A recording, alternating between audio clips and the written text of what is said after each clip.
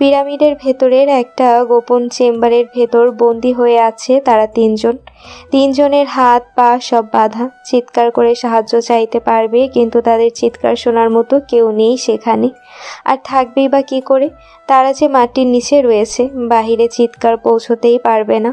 আখি আর সালমার জ্ঞান ফেরেনি, শুধু সজাগ চোখে চারিদিকে তাকিয়ে দেখছে। এই মুহূর্তে তার কিছুই করার নেই, চুপচাপ দেখা ছাড়া। ধীরে ধীরে সালমা আর আখি চোখ মেলে তাকায়। তারাও কিছু বলে না, শুধু মনে করার চেষ্টা করে তারা আসলে কোথায় আছে। চোখের সামনে ভেসে ওঠে সেই দৃশ্য, যখন সালমা গিয়ে সেই লোকগুলোকে জিজ্ঞেস করেছিল সেই মমির ব্যাপারে, আর সাথে সেই পিরামিডের আর কি পাওয়া গেছে সেগুলো সম্বন্ধে। তখন তারা তেমন কিছুই গুরুত্বপূর্ণ জিনিস জানতে পারে না। তারা তখনই সেখান থেকে ফিরে আসতে চায়। গাড়িতে উঠে যখন গাড়ি চালানো শুরু করে দেয়, তখন কিছু দূর যাওয়ার পর একটা লোক তাদের গাড়ি আটকে দাঁড়ায়। সেই লোককে জিজ্ঞেস করলে সে বলে তার সাহায্য দরকার, শহরের দিকে তাকে নামিয়ে দিলেই হবে। সে ইংরেজি জানে না, তাই সালমা তার সাথে কথা বলতে বলতে গাড়ি চালাতে শুরু করে দেয়। এক সময় হঠাৎ করে সেই লোকটা একটা জায়গায় গাড়ি থামাতে বলে। সেই লোক সেখানে যেই নেমে যায়, তখনই বিকট একটা শব্দ তাদের কানে আসে। চাকা ফেটে যাওয়ার শব্দ। কেউ গুলি করে চাকা ফুটো করে দিয়েছিল। যখন তারা গাড়ি থেকে নামতে যাবে, তখনই সেই লোক তাদের দিকে পিস্তল তাক করে আর একে একে ওদের সবাইকে ঘিরে ধরে। আরও বেশ কয়েকজন লোক, তাদের প্রত্যেকের হাতে বন্দুক ছিল। ওরা তিনজন কিছুই বুঝে উঠতে পারছিল না আসলে সেখানে হচ্ছিলটা কি, আর তাদেরকে কেন কেউ ক্ষতি করতে চাইবে। তারা কিছু একটা করবে তার আগে সেই লোকগুলো তাদের মুখে রুমাল ছুঁয়ে দেয় আর তারা অজ্ঞান হয়ে যায়। আর এখন তারা একটা বদ্ধ ঘরে। সেই লোকগুলোর কথা শুনে সালমা নাকি বুঝতে পেরেছিল সেটা নাকি একটা পিরামিডের গোপন চেম্বার। মিস্টার থ্রিলার সেখানে আসার পর থেকে ঝিমিয়ে গেছে, কিছুই বলছে না সে। হয়তো বোঝার চেষ্টা করছে কি করে কি করবে। তার আগেই ঘরে প্রবেশ করে তিনজন লোক। সবার মুখে কাপড় দিয়ে বাঁধা ছিল, আর মাঝের লোককে দেখে মনে হচ্ছিল সেই সর্দার টাইপ কিছু হবে। মিস্টার থ্রিলার প্রথমবার মুখ খোলে। পিরামিডের বন্ধ করে আমাদের আটকে রাখার কারণ কি জানতে পারি? আর আমাদের যে কারণে আটকে রাখা হয়েছে তার কিছুই আমাদের জানা নেই। সেই কথা শুনে সর্দারটা হাসতে শুরু করে দেয় আর স্পষ্ট ইংলিশে বলতে থাকে, সেই মমি আর পিরামিডের ব্যাপারে বাহিরের কেউ এসে জিজ্ঞাসাবাদ করেছে, এর অর্থ একটাই, তারা অনেক কিছুই জানে সেটা সম্পর্কে। আর আমরা যে জিনিস খুঁজে বেড়াচ্ছি সেটা নিয়ে আর কাউকে তো বলতে দিতে পারি না। আমরা সত্যিই কিছু জানি না। আমরা এখানে এসেছি শুধুই রহস্য সমাধান করতে। একটা রানীর কফিনে কি করে একটা পুরুষের লাশ আসলো সেটা জানার জন্য এসেছি আমরা। মিনতি করে বলল মিস্টার থ্রিলার। তার চোখ মুখ তখন অনেকটা নির্বোধের মতো হয়ে আছে। কথার ধরন দেখে বোঝা যাচ্ছে সে ওই লোকগুলোর সামনে নিজেকে বোকা প্রমাণ করার চেষ্টা করছে। সেই লোক আবার গম্ভীর কণ্ঠে বলল, রানী রিসুস্তানের মৃতদেহ এখনও খুঁজে পাওয়া যায়নি। সেই সাথে মৃতদেহ যদি খুঁজে পাওয়া যায়, তাহলে সাথে খুঁজে পাওয়া যাবে প্রচুর অর্থ সম্পদ, কারণ তার সাথে রেখে দেওয়া হয়েছিল সেই সব কিছু। কিন্তু সব কিছু পাল্টে যায় যখন কবর ছড়িয়ে পড়ে সেখানে রানীর মৃতদেহ নেই। কথাটা শুনে মিস্টার থ্রিলারের ভ্রু কুঁচকে যায়। সে আবার সেই স্বরে বলে, আমরা এসবের কিছুই জানি না, দয়া করে আমাদের খুলে বলুন। সেই লোকটা এবার তীক্ষ্ণ চোখে তাকায় তার দিকে, তারপর আবার বলতে শুরু করে দেয়, এইসব বলে লাভ নেই, কারণ আমরা জানি তোমরা এখানে এসেছো সেই সম্পদ লুটপাট করে নিয়ে যেতে। আর রানী রিসুস্তান যখন মারা যায়, তখন তার কফিন অনেক বড় করে বানানো হয়। বেঁচে থাকতে সে অনেক বিলাসিতার সাথে থাকতো, তাই তার শেষ ইচ্ছা ছিল মৃত্যুর পরেও যেন সে বিলাসিতার সাথে থাকতে পারে। তাই যখন সে মারা যায়, তখন তার বিলাস কফিনের এক পাশে তাকে মমি করে রাখা হয়, আর পুরো কফিনের ভিতরে রেখে দেওয়া হয় মূল্যবান সব সম্পদ, হীরা মণি মুক্ত সব কিছু, এক কথায় গুপ্তধন। কিন্তু সেই সব কিছু এখন কোথায় তা কেউ জানে না। কয়েক বছর আগে খুঁজে পাওয়া যায় রানী রিসুস্তানের পিরামিড। সেখানে সবচেয়ে রাজকীয় সেই কফিন পাওয়া যায়, সেখানে নাম খোদাই করে লেখা ছিল তার। কিন্তু আশ্চর্যের বিষয় হলো সেই কফিন ছিল সাধারণ মাপের, আর তার ভিতরে কোনো ধন সম্পদ কিছুই পাওয়া যায়নি, এমনকি আশেপাশে কোথাও কিছু পাওয়া যায়নি। আর সেই কফিনের ভিতরে লাশটাও নাকি রিসিস্তানের নয়, একটা পুরুষের লাশ। তখন থেকেই সবাই ধারণা করতে শুরু করে দেয় রানীর কফিন নয় ওটা। সবাইকে বোকা বানানোর জন্য ওই পিরামিড তৈরি করা হয়েছিল রানী নিজে, আর সেখানে অন্য কারো লাশ রেখে নিজের জন্য আরেকটা গোপন সমাধিস্থান বানায়। সেখানে এখনও তার লাশ সহ সব গুপ্তধন লুকিয়ে রাখা হয়েছে, কিন্তু সেই জায়গায় কোথায় তা কারো জানা নেই। সেই জায়গা যে খুঁজে বের করবে সেই মারা যাবে, সেই আস্তকাও সামনে আসে। কারণ সেই পিরামিডের ভিতরে এমন কিছু ফলক ছিল যেগুলোতে সেই জায়গা সম্বন্ধে কিছু সূত্র দেওয়া ছিল, আর সেই অভিশপ্ত লেখা ছিল। কিন্তু আজ পর্যন্ত কেউ সেগুলো খুঁজে বের করতে পারেনি। সেই সব সূত্র কোনোভাবে চুরি হয়ে যায়, সাথে করে সব কিছুই গায়েব হয়ে যায়। তখন থেকেই পাল্টে যায় সব। সেই সূত্র মিশরের কোনো গ্যাং চুরি করেনি, বাহিরের কেউ সেগুলো চুরি করেছে। আর সেই কারণে এখন পর্যন্ত সবাই সেই সম্পদ খুঁজে পাওয়ার জন্য মরিয়া হয়ে আছে। সবাই খুঁজে বেড়াচ্ছে সেই সব সূত্র। সেগুলো একবার কারো হাতে পড়লেই সে পৌঁছে যাবে সেই গুপ্তধন পর্যন্ত। কথাগুলো শেষ করার পর সেই লোক বাকি দুজনকে নিয়ে চলে যায়। হঠাৎ করে মুখ খুলে আঁখি। সে সালমার দিকে তাকিয়ে বলে, তুমি তো এখানেই আছো এতদিন, তুমি কি এসব জানো না? আর আর্কিওলজি নিয়ে পড়াশোনা করো, তোমার তো এসব জানা উচিত ছিল। আপনারা যতটা অবাক হয়েছেন ঠিক ততটাই আমিও হয়েছি, কারণ এইসব নিয়ে কেউ কিছুই জানে না। কারো কাছে এসব নিয়ে কোনো ধারণাই ছিল না। হতে পারে সেই পিরামিড আবিষ্কারের পরপরই কেউ একজন সেগুলো চুরি করে, আর সরকার লজ্জা লুকিয়ে রাখার জন্য কাউকে সেই বিষয়ে জানান না। সেটা নিয়ে একবার কথা উঠেছিল যে সবাই গুজব মনে করে উড়িয়ে দেয়। তার চেয়ে বড় রহস্য হয়ে থেকে যায় মেয়ের লাশ কী করে ছেলের লাশ হয়ে গেল সেটা নিয়ে। এতক্ষণ তাদের দুজনের কথাবার্তা মনোযোগ দিয়ে শুনে যাচ্ছিল মিস্টার থ্রিলার। শেষ পর্যন্ত সে বলে, সেই ছাত্রদের কাছে আছে সেই গুপ্তধন পর্যন্ত পৌঁছানোর উপায়, আর এটা কেউ একজন জানতে পেরে যায়। তাই সে এক এক করে সবাইকে খুঁজে বের করে আর মেরে ফেলে। হয়তো সে ওই সূত্রগুলো খুঁজে পেয়েছে আর সেই গুপ্তধন পর্যন্ত পৌঁছে গেছে। কথাটা শুনে তার দিকে একসাথে আঁখি আর সালমা বড় বড় চোখে তাকায়। মিস্টার থ্রিলার সেদিকে তাকিয়ে একটা রহস্যের হাসি দেয়, তারপর বলে, অনেক তো হলো, এবার একটু আইসক্রিম খাওয়া যাক। আমার খুব ক্ষুধা পেয়েছে, এখান থেকে বেরিয়ে যেতে হবে, রহস্য এখনো বাকি আছে। কথাটা বলেই মিস্টার থ্রিলার জোরে একটা শীষ দিল। সাথে সাথে ঘরে প্রবেশ করলো সেই সর্দার। মিস্টার থ্রিলার তাকে দেখে আইসক্রিম দিতে বলল। সর্দার সেটা শুনে হো হো করে হাসতে লাগলো। সেই হাসি দেখে মিস্টার থ্রিলারের চোখ ধপ করে জ্বলে ওঠে, আবার নিভে গেল। সেই সর্দার আবার চলে গেল। আঁখি আর সালমা তাকিয়ে আছে তার দিকে। তারা এখনো বুঝতে পারছে না সেই পরিস্থিতিতে একজন কী করে আইসক্রিম খেতে চায়। হঠাৎ করে তারা দুজন দেখে মিস্টার থ্রিলার উঠে দাঁড়িয়েছে। অবাক হয়ে যায় তারা দেখে মিস্টার থ্রিলারের হাতে ছোট্ট একটা ছুরি, সেটা দিয়ে নিজের বাঁধন খুলেছে। সেটা বুঝতে বাকি থাকে না তাদের। আঁখি আর সালমাকেও মুক্ত করে দেয় সে। তারপর আবার একটা শীষ বাজায় আর দরজার সাইডে দাঁড়িয়ে থাকে। যেই সেই লোকটা দরজা দিয়ে ঢুকতে যাবে তখনই মিস্টার থ্রিলার তার গলায় সেই ছোট্ট ছুরিটা বেঁধে ধরে আর তাকে সামনে রেখে এগিয়ে যেতে থাকে। যেই তারা বাহিরে বের হয় সাথে সাথে তাদের ঘিরে ধরে কয়েকজন। তাদের সবার হাতে বন্দুক ছিল, কিন্তু তাদের সর্দারের জীবনের ঝুঁকি নিতে কেউ রাজি নয়। তখন মিস্টার থ্রিলার সবাইকে আদেশ দেয় বন্দুক ফেলে দেওয়ার জন্য। তারা সেটাই করে। এরপর সালমাকে বলে সব বন্দুক তুলে নিতে।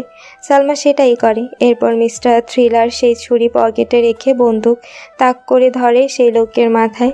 আঁখি আর সালমাও একটা করে বন্দুক হাতে নেয়। তারপর সেই বদ্ধ জায়গা থেকে বেরিয়ে আসে। সেটা আসলে কোনো পিরামিড ছিল না, সেটা আসলে একটা কারখানা ছিল। সালমা ভুল শুনেছে। বাহিরে দুটো গাড়ি ছিল। একটা তারা যেটাতে করে এসেছিল, গাড়ির চাকা ঠিক করেছে সেই লোকগুলো, সেটাতে চড়ে বসেছে তারা। আর বাকি একটা গাড়ির সব কয়টা চাকাতে গুলি করে সেগুলো পাংচার করে দেয়। সর্দারকে নিয়েই তারা সেই গাড়ি নিয়ে রওনা দেয়। পেছন থেকে হঠাৎ গর্জে ওঠে বন্দুক। একটা গুলি এসে লাগে সোজা আখির হাতে। চোখ জল করে ওঠে মিস্টার থ্রিলারের। বুঝতে পারে কারো কাছে এক্সট্রা বন্দুক ছিল, সেই গুলি করেছে পেছন থেকে, কিন্তু লক্ষ্য ভুল করে সেটা তার জায়গায় আখির গায়ে লেগেছে। কিন্তু সালমার কথায় সে বুঝতে পারে সেই লোকগুলোর লক্ষ্য ঠিকই ছিল, তাকে বাঁচাতে গিয়ে আখির গুলি লেগেছে। মিস্টার থ্রিলার সেই লোকগুলোর সর্দারের পায়ের হাঁটুতে একটা গুলি করে রাস্তায় ফেলে দেয় আর গাড়ি সোজা হাসপাতালে নিয়ে যাওয়ার নির্দেশ দেয় সালমাকে। গাড়ির গতি কিসের বেড়ে যাবে তার বদলে গতি ধীরে ধীরে কমতে শুরু করে দেয়। মিস্টার থ্রিলার লক্ষ্য করে সালমার চোখে মুখে একটা বিস্ময় ছেয়ে আছে। প্রথমবারের মতো ধক করে ওঠে তার বুক। সামনে তাকিয়ে দেখে ফাঁকা রাস্তা দিয়ে এগিয়ে আসছে একটা ট্রাক, আর সেটা তাদের গাড়ির দিকে এগিয়ে আসছে। সালমা চিৎকার করে ঘোষণা দেয় যে গাড়ির পেট্রোল ফুরিয়ে গেছে। তাদের হাতে তখন সময় খুবই কম। যদি তাড়াতাড়ি কিছু করা না যায় তাহলে সেই ট্রাক তাদের পিছে চলে যাবে। গাড়ি আর এক পাও নড়ল না, তাই তারা যত দ্রুত সম্ভব গাড়ি থেকে নেমে গেল। তারা নেমে যাওয়ার সাথে সাথে বিশাল সেই ট্রাক জোরে এসে ধাক্কা দিল সেই গাড়িকে। গাড়িটা উড়ে গিয়ে তাদের সামনে এসে পড়ল, আর সাথে সাথে সেখানে আগুন লেগে গেল। তারা যদি সেই গাড়িতে থাকতো তাহলে তাদের অবস্থা সেই আগুনের সাথেই শেষ হয়ে যেত। কথাটা ভাবতেই মিস্টার থ্রিলার বাদে বাকি দুজন শিউরে ওঠে। আখির হাত দিয়ে রক্ত বেরিয়ে যাচ্ছে। কিছু একটা তাড়াতাড়ি করতে হবে, না হলে রক্ত বেরিয়ে এসে মারা যাবে। সেই ট্রাক আর পেছনে না তাকিয়ে সোজা রাস্তা ধরে চলে যায়। জনমানবহীন জায়গায় যখন কিছু করার ছিল না তখন একটা গাড়ি এগিয়ে আসে তাদের দিকে। একটা যুবক সেই গাড়ি থেকে নেমে যায়। মিস্টার থ্রিলার চিনতে পারে তাকে। সেটা ওই যুবকটাই ছিল যে রাস্তায় তাদের বাঁচিয়েছিল সেই গুন্ডাগুলোর হাত থেকে। মিস্টার থ্রিলার আর কোনো কিছু না ভেবে আখিকে নিয়ে গাড়িতে উঠে বসে। সবাই গাড়িতে উঠে বসার সাথে সাথে গাড়ি ছেড়ে দেয় আর একেবারে হাসপাতালে এসে দাঁড়ায়। তারপর তারা আখিকে একটা ওয়ার্ডে ভর্তি করিয়ে দিয়ে বসে পড়ে সব রহস্যের জট খোলার জন্য। মিস্টার থ্রিলারের তীক্ষ্ণ নজরের দিকে হাসি মুখে তাকিয়ে আছে সেই যুবক। ঠিক সেই সময় হঠাৎ করে মিস্টার থ্রিলারের নিজেকে একেবারে সাধারণভাবে করে নেয়। একটা হোটেলে বসেছিল তারা। হঠাৎ করে সেই যুবক সেখানে আইসক্রিম অর্ডার করে। ভ্রু কুঁচকে যায় মিস্টার থ্রিলারের। সেই যুবক হাসি হাসি মুখে তাদের দিকে তাকিয়ে বলে, মিস্টার থ্রিলার একবার মনে করেছিল যে সে আইসক্রিম খাবে, সেটা সেই যুবক কী করে জানবে, কিন্তু তার কথা শোনার পর সেই সন্দেহ দূর হয়ে যায়। বরং সেই যুবকটাও তার মতো আইসক্রিম প্রিয়, সেটা জেনে খুশি হয়। আইসক্রিম আসার পর খুব সুন্দর করে সেগুলো শেষ করে তারা তিনজন। মিস্টার থ্রিলার মানতে বাধ্য হয় সেখানকার আইসক্রিম কতটা সেরা। সেই যুবক আবার মুখ খোলে, আমি আসলাম শেখ, মিশর পুলিশ ডিপার্টমেন্টের সদস্য। তখন রাস্তায় আপনাদের সাথে দেখা হয়েছিল।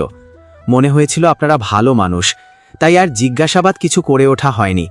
কিন্তু যখন আজকে আমি বাড়ি ফিরছিলাম তখন হঠাৎ করে বিকট একটা শব্দ কানে যায়। তখন গাড়ি ঘুরিয়ে সেদিকে গিয়ে দেখি আপনারা দাঁড়িয়ে আছেন আর একজন আহত। মিস্টার থ্রিলার আইসক্রিমের শেষ চামচ মুখে দিয়ে বলতে শুরু করে দেয়, আমি নিক, আর ওইটা হলো আমার সহকারী আখি।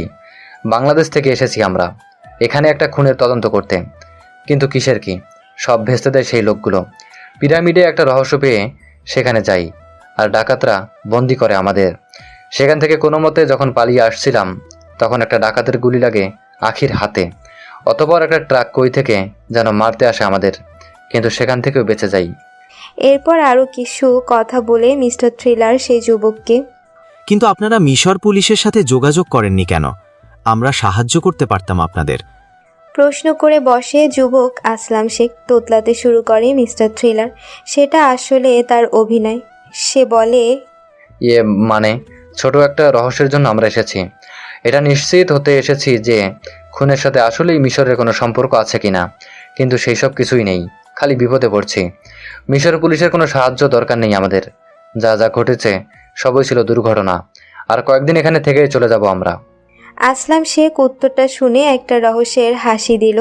তারপর তাদের থেকে বিদায় নিয়ে চলে গেল। মিস্টার থ্রিলার তার যাওয়ার পথের দিকে তাকিয়ে মুচকি একটা হাসি দিয়ে আখির কেবিনে গেল।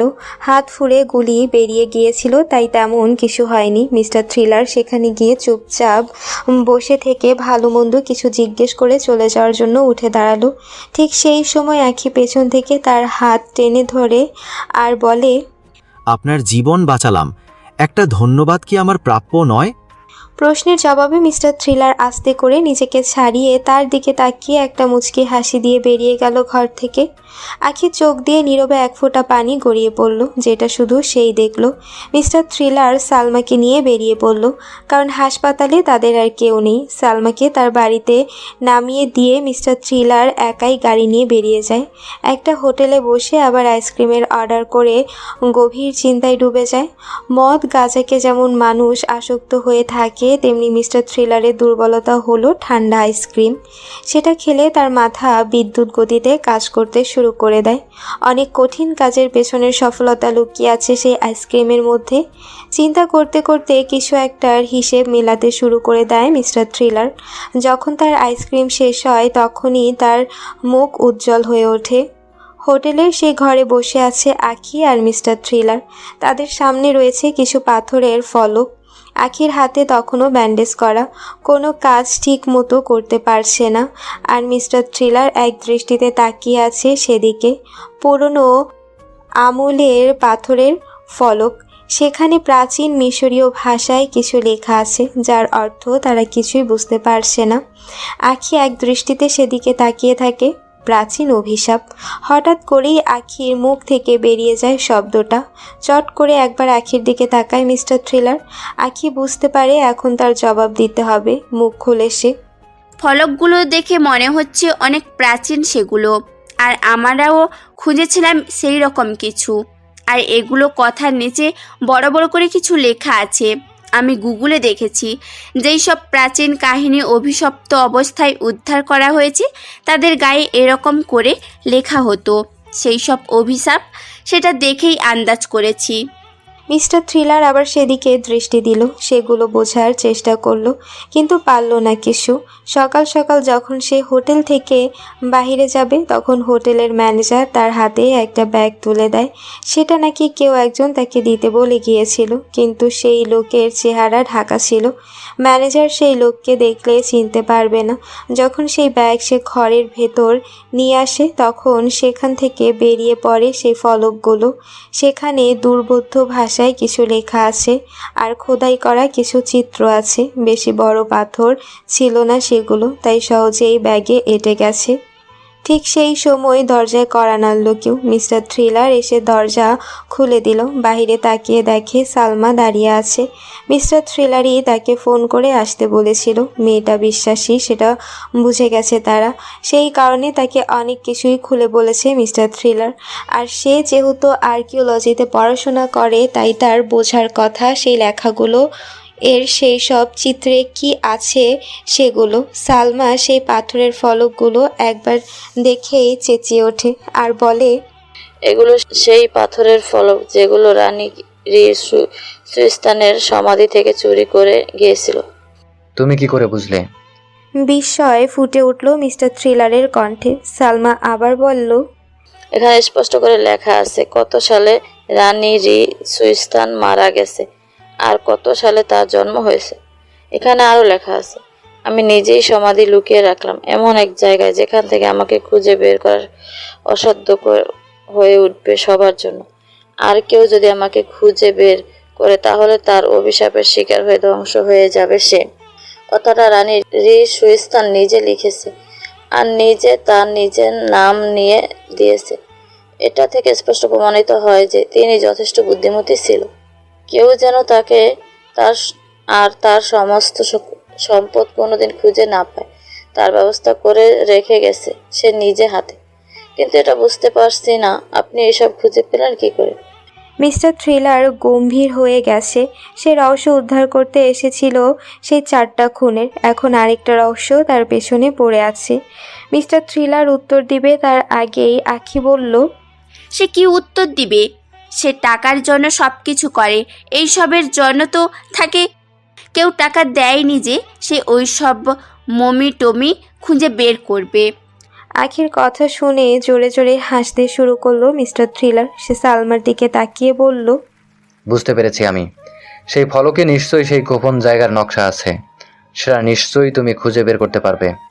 আর কি করে সেই ফলকগুলো সে পেয়েছে সেগুলো খুলে বলে মিস্টার থ্রিলার।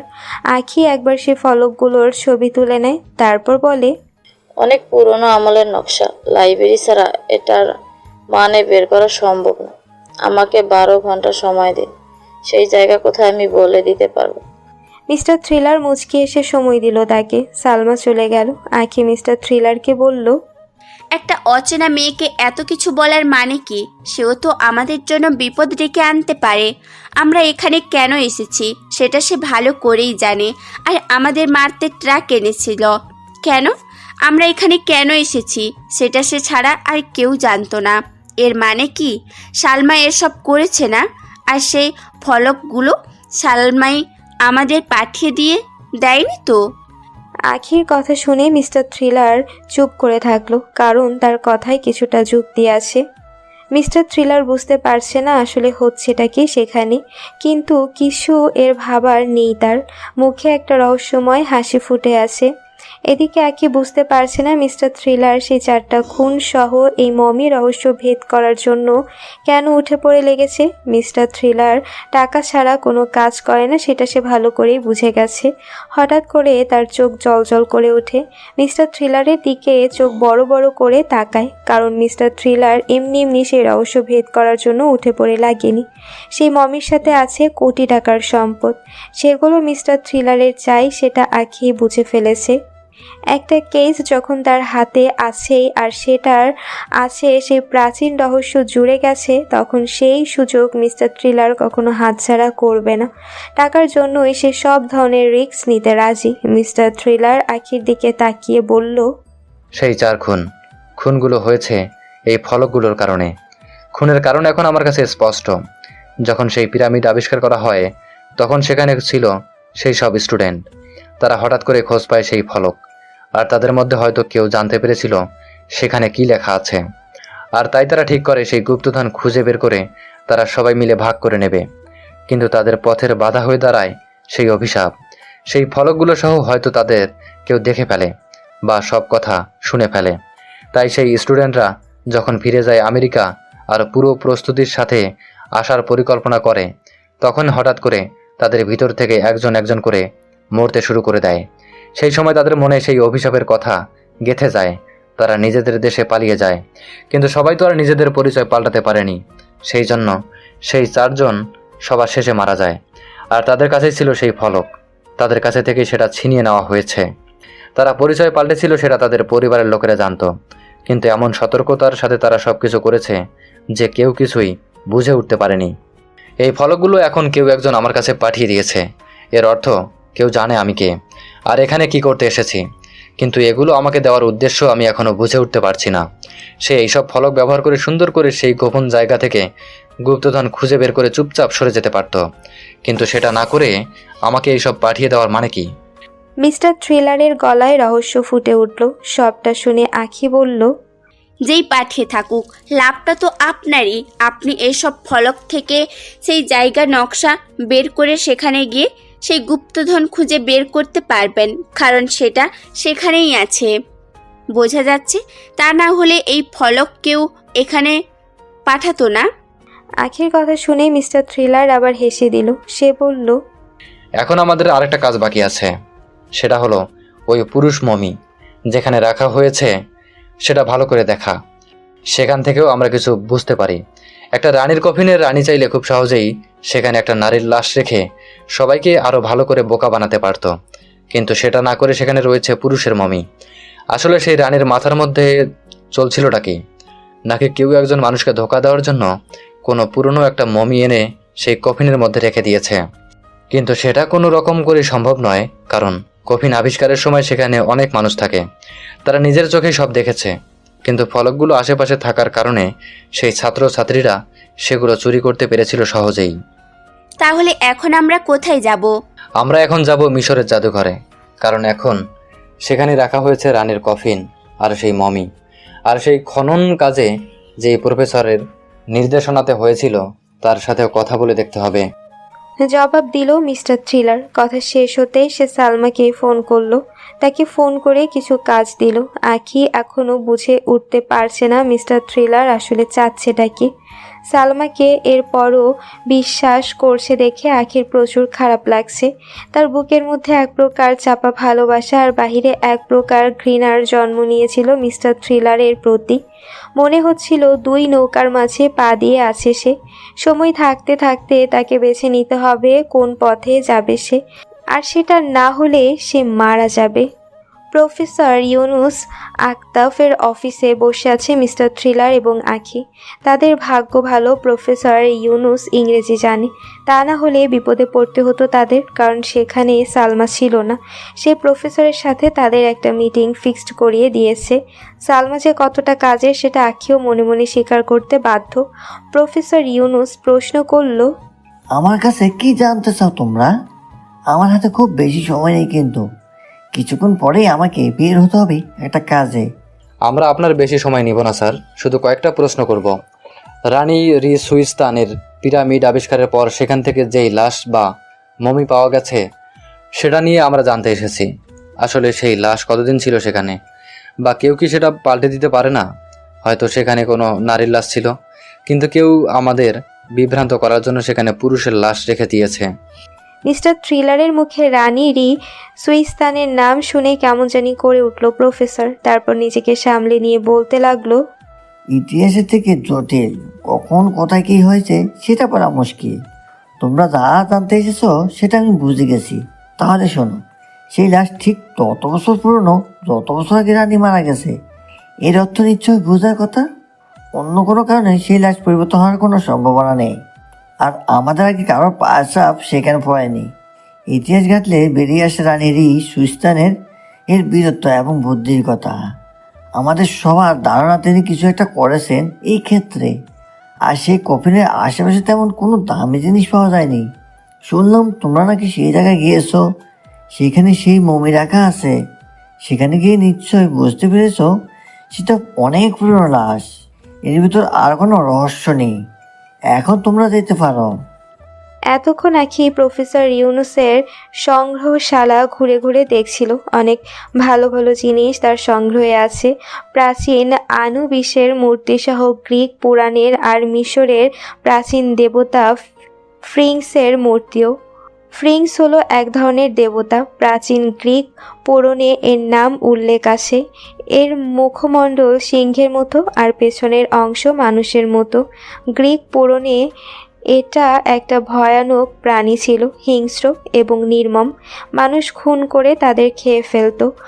গ্রিকে এদের মাথা নারীর মতো, মিশরে এরা পুরুষের আকৃতির। মিশরে এরা সমান শক্তিশালী হলেও এরা ছিল সেখানে শান্ত প্রকৃতির। কিন্তু দুই জায়গাতে এরা প্রহরী হিসেবে কাজ করে গেছে। বিভিন্ন কফিন ছিল থাকে থাকে সাজানো। আঁকি সেগুলো খুব ভালো করে পর্যবেক্ষণ করছিল। মিস্টার থ্রিলারের হঠাৎ করে ডাক দেওয়াতে তার মনোযোগ নষ্ট হয়ে যায়। মিস্টার থ্রিলার সেখান থেকে বের হওয়ার জন্য প্রস্তুত। তার যা জানার সব জেনে নিয়েছে সে। সেই মমি পুরুষের আর সেটার সাথে মানুষের কোনো হাত নেই, সেটাতে আর কোনো সন্দেহ থাকে না। হোটেলে ফিরে আসে তারা। এখন যা করার সালমা করবে। ফোন করে জানিয়েছে জলদি সে হোটেলে আসছে। অধীর আগ্রহে অপেক্ষা করছে তারা দুজন সালমার জন্য। হঠাৎ করে বেল বেজে ওঠে। আঁখি মনে করে সালমা এসেছে, কিন্তু দরজা খুলে দেখে বাহিরে দাঁড়িয়ে আছে সেই যুবক আসলাম শেখ, আর তার পেছনে আরও বেশ কয়েকজন অফিসার। তারা আঁখিকে সরিয়ে দ্রুত ঢুকে পড়ে ঘরের মধ্যে। মিস্টার থ্রিলারও কিছুটা অবাক হয়ে গেছে হঠাৎ করে তাদের দেখে।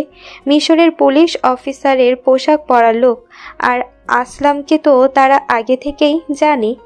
দ্রুত বুদ্ধি খেলে যায় মিস্টার থ্রিলারের মাথায়। তাদের কাছে আছে সেই পুরনো ফলক, সেগুলো অনেক আগে চুরি হয়ে গিয়েছিল আর সেই ফলকগুলো মিশর সরকারের সম্পত্তি, কিন্তু তাদের কাছে এখন সেগুলো। তাহলে সেটার অর্থ এটাই, তারা বেআইনি কাজ করেছে আর তাদের কাছে যে এই ফলকগুলো পাঠিয়েছে সেই খবর দিয়েছে পুলিশকে। এক কথায় তারা এখন ফেঁসে গেছে। পুলিশ তাদের গ্রেফতার করবে সেগুলো চুরি করার অপরাধে। এই মুহূর্তে তাদের আর কিছুই করার নেই, দাঁড়িয়ে দাঁড়িয়ে দেখা ছাড়া।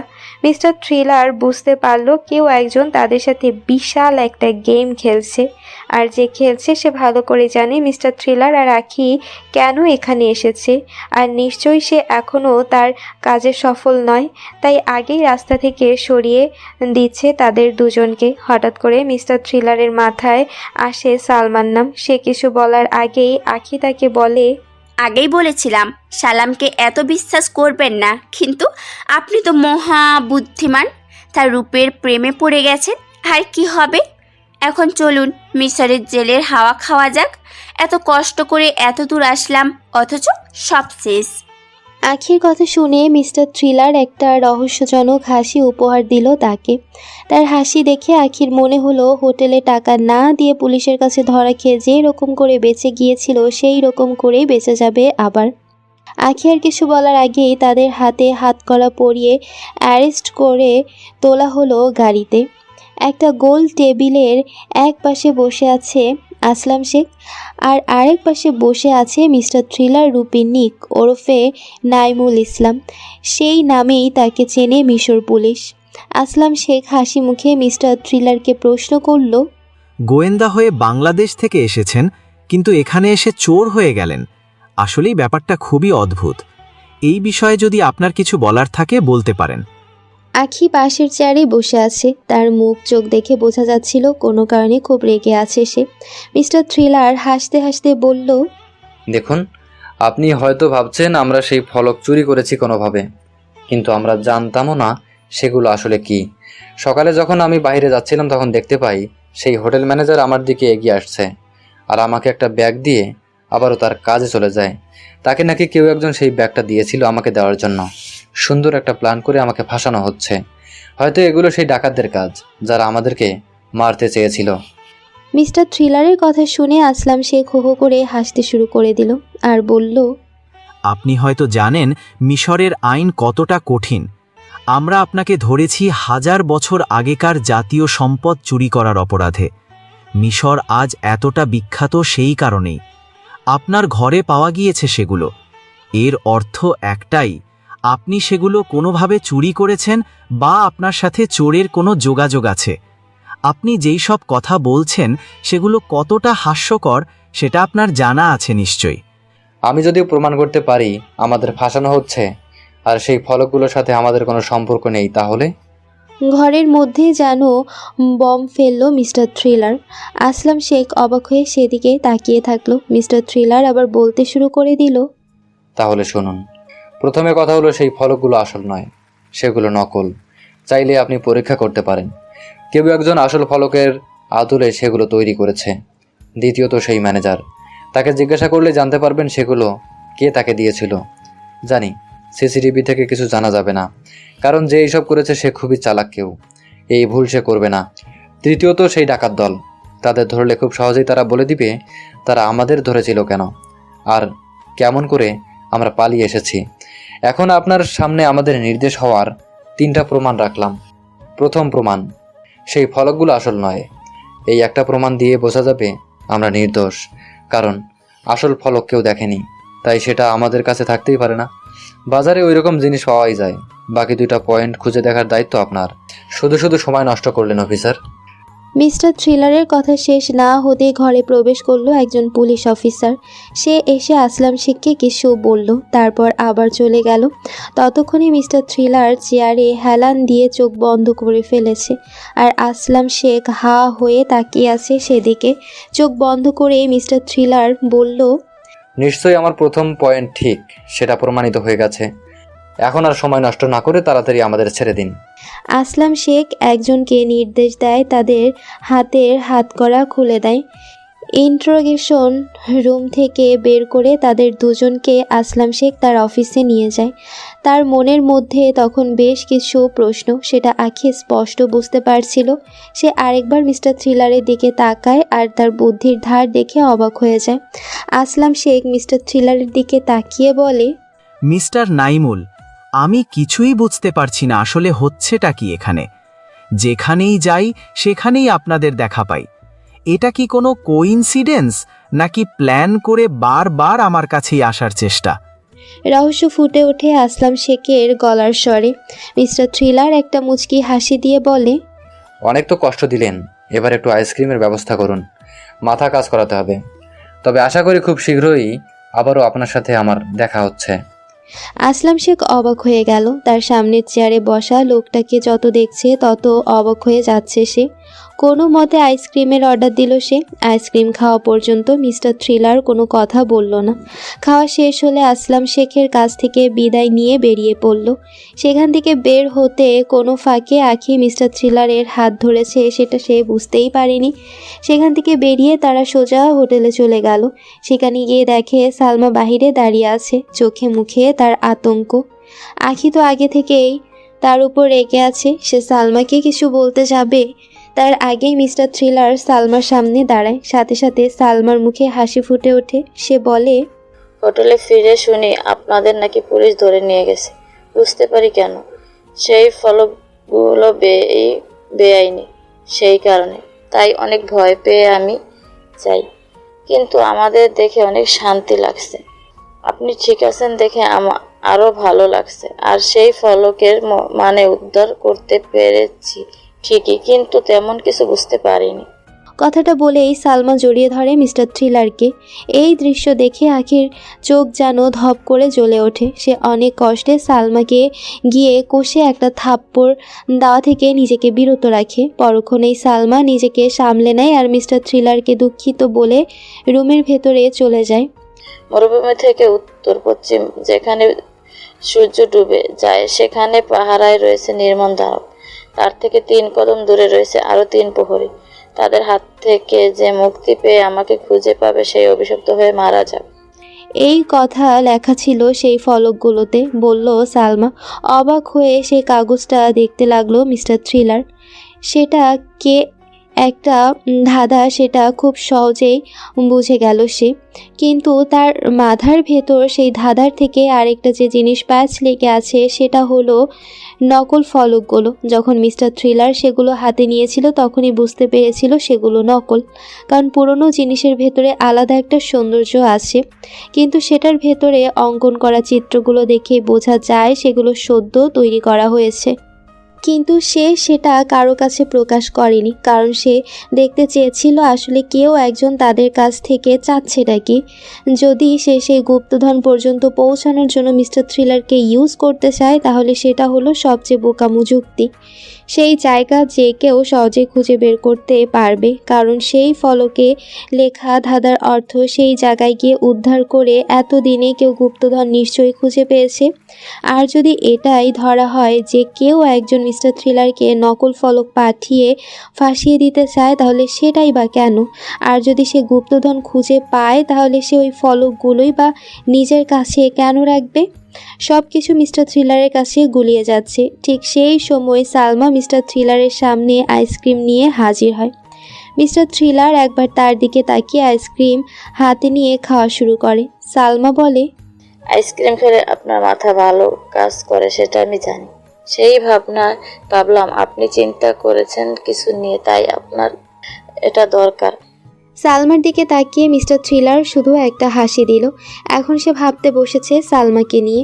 আখির নজরে সন্দেহের দিক থেকে সালমা রয়েছে প্রথমে। এখানে এসে যা কিছু হচ্ছে তার সব কিছুর পেছনে রয়েছে সালমা। মেয়েটা আধা বাংলাদেশি আধা মিশরীয়।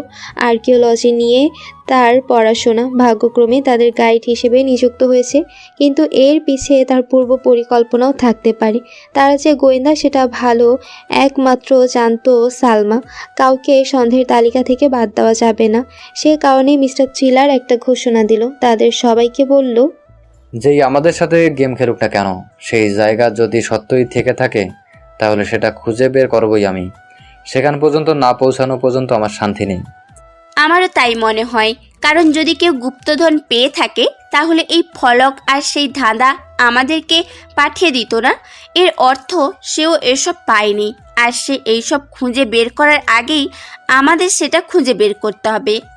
একমাত্র সেটা খুঁজে বের করলেই রহস্য সমাধান হবে সেই সব খুনের। কারণ এক প্রকারভাবে এই গুপ্তধনের কারণেই খুন হয়েছে সেই 4 জন ছাড়া বাকি সব স্টুডেন্ট। কিন্তু কেউ যদি আমাদের ইউজ করে সেই গুপ্তধন পর্যন্ত পৌঁছে যায়? কিন্তু এটা ছাড়া তো আমাদের কাছে আর উপায় নেই। কোটি কোটি টাকার সম্পদ আছে সেখানে, সেটা যে করেই হোক খুঁজে পেতেই হবে। আর কেউ যদি আমাদের ইউজ করতেই চায় তাহলে এটা স্পষ্ট যে এই ধাঁধা আসল, এখনও সেখানে গুপ্তধন আছে। সালমা ও আখির কথায় সম্মতি দিল। মিস্টার থ্রিলার তাদের কথা শুনে মুচকি একটা হাসি দিয়ে আইসক্রিম খাওয়ায় মনোযোগ দিল। বাকিরা তার হাসির অর্থ বুঝে নিল। এখন তাদের যাত্রা হবে সেই রানীর লাশ খুঁজে বের করা। আইসক্রিম খেতে খেতেই মিস্টার থ্রিলার বলল, কি আজব, 1000 বছর পুরনো লাশ খুঁজে বের করার জন্য জীবন্ত সব মানুষ নিজেদের জীবন দিতেও দ্বিধাবোধ করে না। আসলেই টাকার এত পাওয়ার, টাকা দিয়ে হয়তো সারা জীবন বিলাসিতা কিনতে পারবে, কিন্তু সেই টাকা দিয়ে তো আর সেই জীবন কেনা সম্ভব নয়। প্রথমবারের মতো মিস্টার থ্রিলারের মুখে এরকম কথা শুনে চমকে ওঠে আখি। যার বাড়ির সামনে দাঁড়ালেই বোঝা যায় সে মানুষটা কতটা নির্দয়, তার মুখে এইসব কথা মানায় না। ভুলে যাও না আখি, আমি হলাম মিস্টার থ্রিলার। লোকে আমাকে এমনিতেই মিস্টার থ্রিলার বলে না। সেই গুপ্তধনের পিছনে এইবার আমি লেগেছি।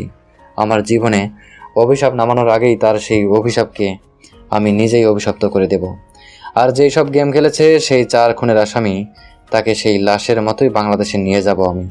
হঠাৎ করে কথাটা বলে উঠল মিস্টার থ্রিলার। আখি সেটা শুনে চমকে উঠল, কারণ সে মনে মনে যা ভাবছে সেটা মিস্টার থ্রিলার কি করে জানবে। তার এই অবস্থা দেখে মিস্টার থ্রিলার হেসে দিল আর সালমাকে যাত্রায় যাওয়ার জন্য প্রয়োজনীয় জিনিসপত্র আনার দায়িত্ব দিল। আর এও বলল যাতে সে টাকা পয়সা নিয়ে কোনো চিন্তা না করে। আইসক্রিম হাতে সেই মানুষটার অ্যাটিটিউড দেখে আরেকবার তার প্রতি দুর্বল হয়ে পড়ল সালমা। ছুটে চলে গেল প্রয়োজনীয় জিনিস সংগ্রহ করার জন্য। মরুভূমিতে যাওয়ার জন্য তাদের সব প্রয়োজনীয় জিনিস কিনে এনেছে সালমা। সেখানে চালানোর মতো একটা গাড়ি আর কয়েকদিন থাকার মতো খাবার। তারা 3 জনই যাবে শুধু সেখানে। বিশাল মরুভূমি, সেটা পুরোটা খুঁজে তাদের সেই সংকেত পর্যন্ত পৌঁছাতে হবে। সেটাতে তারা সফল বা ব্যর্থ দুটোই হতে পারে, কিন্তু সেই কারণে তাদের থেমে থাকলে তো আর চলবে না। মিস্টার থ্রিলার একেবারে নিশ্চিন্ত, কিন্তু তার আক্ষেপ শুধু একটাই, সেটা হলো কয়েকদিন আইসক্রিম খেতে পারবে না তিনি। তাদের সাথে যেহেতু সালমা রয়েছে তাই তার পথ চিনতে অসুবিধা হচ্ছে না কোনো, আর সাথে একটা নকশা আছেই। আখির হাতের অবস্থাও ভালো, আর কোনো ভয় নেই। সব মিলিয়ে তাদের যাত্রা পরিষ্কার। আর এই মরুভূমিতে কেউ যদি তাদের ফলো করতে চায় তাহলে আগে তাদের চোখে পড়ে যাবে। শক্তিশালী দূরবীন রয়েছে সেটা দেখার জন্য। এই রকম করে তারা টানা 2 দিন পুরো মরুভূমি খুঁজতে শুরু করে দিল, কিন্তু তেমন কিছুই তাদের চোখে পড়ল না। তৃতীয় দিন ঘটল একটা বিপত্তি, মরুঝড়। সেখানকার সবচেয়ে খারাপ পরিস্থিতি সেটা। সেই ঝড়ের মধ্যে একবার পড়লে তারা নিশ্চিহ্ন হয়ে যাবে। অনেক খোঁজার পর একটা পাথরের নিচে আশ্রয় নেয় তারা 3 জন। গাড়িটা প্লাস্টিকের শেড দিয়ে ভালো করে ঢেকে দিয়ে ঢুকে পড়ে সেই পাথরের আড়ালে। অনেকটা প্রাকৃতিকভাবে সেই পাথর একটা গুহার মতো হয়েছিল। ঝড়ের ঠিক বিপরীত দিকে মুখ ছিল সেটার, তাই তারা 3 জন পুরো নিরাপদ। 2টো মেয়ের সাথে একটা ছেলে। ব্যাপারটা আসলেই গোলমেলে। মেয়েদের আবার হাজারো ঝামেলা। তার মধ্যে সবচেয়ে বেশি যেটা ভোগান্তিতে ফেলে সেটা হলো তাদের প্রকৃতির ডাকে সাড়া দেওয়া। অনেক কষ্টে সব কিছু ম্যানেজ করে নেয় তারা। গুহা মুখে গাড়িটা ঢাল হিসেবে রেখে দেয় যাতে বালি ভেতরে ঢুকতে না পারে। ঝড় শুরু হয়ে গেল। এদিকে অন্ধকার নেমে আসতে শুরু করে দিল। হাজার বুদ্ধিমতী হোক বা কেন, তারা দুজনেই মেয়ে, তাদেরও ভয় আছে। দুজনে ঠিক মাঝখানে বসে আছে মিস্টার থ্রিলার। খুব গভীরভাবে চিন্তা করছে সেই ধাঁধার উত্তর খোঁজার জন্য। 2 দিন যা যা দেখেছে সব কিছুর ভেতরে সেই সংকেত চোখে পড়েও পড়েনি কিনা সেটা নিয়েই ভাবছিল। সেই সময় ডান হাতে চাপ অনুভব করে সে। হাতের দিকে তাকিয়ে দেখে আখি শক্ত করে তার হাত ধরে রেখেছে। আখির মুখে তখন ভয়। যথেষ্ট বুদ্ধিমতী এবং সুন্দরী সেই মেয়েটা যে কোনো পুরুষের নজরেই পড়ে যাবে খুব সহজেই। মিস্টার থ্রিলারও মানুষ, তারও অনুভূতি আছে, কিন্তু সে একজন গোয়েন্দা। সব কিছু কী করে এড়িয়ে যেতে হয় সেটা তার ভালো করেই জানা আছে। সে একবার শুধু আখির সে সুন্দর মুখের দিকে তাকিয়ে একটা মুচকি হাসি দিয়ে ভাবতে বসে যায় আবার। কিন্তু ঠিক তখনই আবার বাম হাতে চাপ অনুভব করে। পাশে তাকিয়ে দেখে আগুনের আভা মুখে পড়া একটা পরী তার বাম হাত শক্ত করে ধরে চোখ বন্ধ করে আছে। বোঝাই যাচ্ছে বেশ ভয় পেয়েছে। রূপে আখিকেও ছাড়িয়ে গেছে, বুদ্ধিও আছে মোটামুটি, আর সেই আধা মিশরীয় আর আধা বাংলাদেশি রমণীর ধূর্ততাও জানে মিস্টার থ্রিলার। ব্যাস হয়ে গেল। কিসের কি? মিস্টার থ্রিলার একটু ভাবতে যাবে তার আগেই সেই দুজনের এই রকম হাবভাব তার মোটেও পছন্দ হলো না। ঝটকা মেরে হাত সরিয়ে নিয়ে এক পাশে সরে যায় সে। তখন আখি আর সালমা দুজনের পাশাপাশি বসা। দুইজন দুজনের মুখের দিকে একবার তাকিয়ে পেছনে ফিরে বসে যায়। এই রকম করেই কেটে যায় কিছু মুহূর্ত। সালমা ঘুমিয়ে পড়েছে এক কাত হয়ে। আখি তখনও জেগে আছে, এক নজরে তাকিয়ে আছে মিস্টার থ্রিলারের মুখের দিকে। গভীর মনোযোগ দিয়ে কিছু ভেবেই যাচ্ছে সে। হঠাৎ করে তার মুখ উজ্জ্বল হয়ে ওঠে। আগুনের দিকে বাড়িয়ে ধরে সেই নকশা। সেদিকে তাকিয়ে মুখ দিয়ে অস্ফুট স্বরে বেরিয়ে আসে, পেয়ে গেছি শব্দটা। সাথে সাথে আখির চোখ মুখেও হাসির রেখা খেলা করে। সাথে তার মনে একটা শয়তানি বুদ্ধি এসে যায়। মিস্টার থ্রিলার তখনও সেই কাগজ দেখায় ব্যস্ত। সালমা অন্যদিকে মুখ ঘুরিয়ে ঘুমিয়ে পড়েছে। সেই সুযোগে আখি ধীরে ধীরে এগিয়ে যেতে থাকে মিস্টার থ্রিলারের দিকে। কিছুতেই সে নিজেকে নিয়ন্ত্রণ করতে পারছিল না। এইদিকে বাহিরে তীব্র বেগে হচ্ছে মরুঝড়। হঠাৎ করে আখি ঝাঁপিয়ে পড়ে মিস্টার থ্রিলারের ঠোঁটের উপর। নিজের ঠোঁট জোড়া একত্রিত করে দেয় মিস্টার থ্রিলারের ঠোঁটের সাথে। ঘটনার আকস্মিকতায় মিস্টার থ্রিলার হতভম্ব হয়ে গেছে। কোনো রকম প্রতিক্রিয়া করে না সেও।